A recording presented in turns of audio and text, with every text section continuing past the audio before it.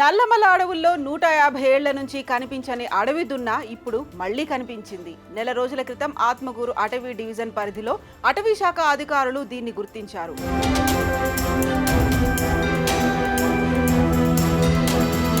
వెంటనే వీడియోలు, ఫోటోలు తీసిన సిబ్బంది విషయాన్ని ఉన్నతాధికారుల వద్దకు తీసుకెళ్లారు. తాజాగా మళ్లీ అడవి దున్న చివరిసారిగా 1870లో కనిపించినట్టుగా అటవీ శాఖ రికార్డులు చెబుతున్నాయి. నాగార్జున సాగర్ శ్రీశైలం పులుల అభయారణ్యం Atmakur range deputy director Saibaba ఇన్నేళ్ల తర్వాత అడవి దున్న కనిపించడం ఆశ్చర్యం కలిగించే విషయమన్నారు.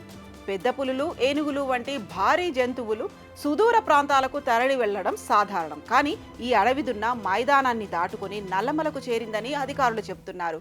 వేల కిలోమీటర్లు దాటుకొని అడవిలోకి రావడం అద్భుతం అంటున్నారు. అనుకోని అతిథి నల్లమలకు చేరడంపై అటవీ శాఖ అధికారులు సంతోషం వ్యక్తం చేస్తున్నారు. నల్లమల అటవీ ప్రాంతంలో అడవి దున్న ప్రత్యక్షం కావడంతో జంతు ప్రేమికులు హర్షం వ్యక్తం చేస్తున్నారు. అయితే అడవి దున్న ఒక్కటే వచ్చిందా, లేకుంటే 5-6 అడవి దున్నలు కలిసి గుంపుగా వచ్చాయా అనే విషయంపై అటవీ అధికారులు ఆరా తీస్తున్నారు. అటవీ ప్రాంతంలో ట్రాప్ కెమెరాల ద్వారా పర్యవేక్షిస్తున్నట్లు సమాచారం.